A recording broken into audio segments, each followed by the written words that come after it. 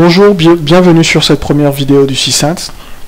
Donc aujourd'hui nous allons commencer par le basique, donc sur le point 1 qui est la gestion des réseaux de données. Donc l'élément unitaire par lequel nous allons commencer, c'est l'ordinateur, qui est l'élément de base en fait dans le réseau de données IP et Ethernet de façon générale. Donc sur cet ordinateur, plusieurs outils sont à la disposition de l'utilisateur. Donc ces outils-là sont principalement le traitement de texte que je marque TT ici, donc le tableur, l'outil graphique, donc pour pouvoir faire des schémas, quels qu'ils soient, que ce soit en fait des professionnels du domaine du dessin ou alors des ingénieurs, des architectes. Tous ces outils-là vont générer des fichiers, et des fichiers qui ont besoin d'être partagés en fait entre les différents ordinateurs. Donc pour ce partage, en fait, on a besoin d'une infrastructure, donc qui va permettre de réaliser l'échange de données. Donc cette infrastructure-là, dont nous allons parler tout à l'heure un peu plus en détail, constitue en fait le cœur de la certification, de la série de certifications Cisco.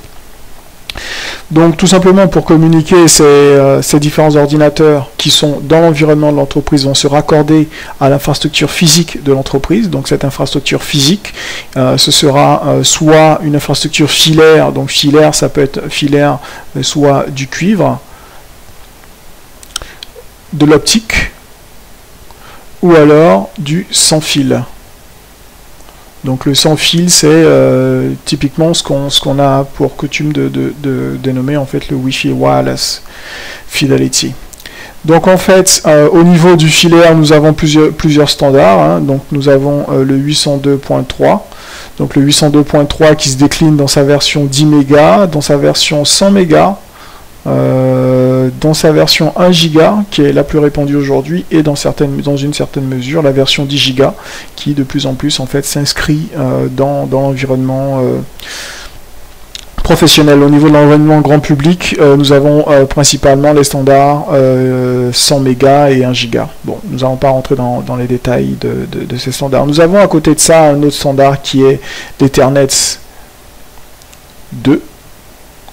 Donc qui a été défini par des constructeurs Intel, Xerox et DEC à l'époque, et qui est aussi compatible avec 99% des infrastructures Ethernet, des cartes réseau Ethernet, et donc la plupart des équipements, pour ne pas dire quasiment tous les équipements, sont capables de communiquer sur ces deux standards, qui sont les standards en fait au niveau du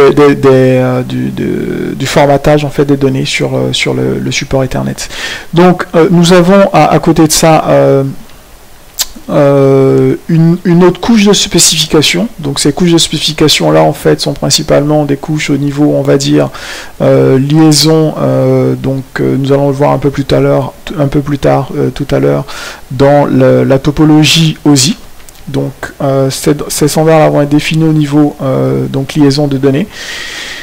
Donc au niveau du formatage des trames, au niveau donc du codage sur la ligne, nous avons une différence aussi au niveau physique dans ces différents standards. Donc cette différence peut se faire, comme on l'a vu tout à l'heure, au niveau du support de transmission, donc cuivre, optique ou sans fil. Et pour le sans fil, nous avons un autre standard, donc qui est la série 802.11, donc A, B, G, N, qui sont les standards les plus répandus aujourd'hui. Et tous ces standards en fait sont des standards, principalement tous les standards 802, je veux dire, sont les standards en fait I3E. Donc en fait on les retrouve disponibles sur internet, les différentes spécifications techniques en fait qui décrivent ces standards. Voilà. Donc c'est ces standards là en fait qui vont régir la construction d'un réseau, et donc c'est dans cet environnement là que nous allons baigner dans la série de vidéos en fait sur le Sysense. Voilà, donc le réseau il sert à ça. Le réseau il servira en fait à échanger des données, donc soit d'ordinateur à ordinateur comme on l'a vu tout à l'heure, soit d'ordinateur à support de stockage, donc support de stockage, que ce soit en fait des serveurs de stockage, que ce soit des disques durs réseau, que ce soit on va dire aussi des imprimantes pour pouvoir en fait lancer les impressions au niveau du réseau. Donc en fait le réseau permettra de réaliser tout ça. Aussi évidemment il y a notre fameuse connexion donc internet, donc qui nous permet en fait de réaliser tout ce qui est surf, envoyer des emails, etc. Voilà. Donc principalement, voici planter rapidement le décor dans lequel nous allons évoluer. Donc sans plus tarder, nous allons commencer en fait par décrire l'infrastructure au niveau du réseau. Voilà. Donc ça fait l'objet de la vidéo suivante. À tout à l'heure.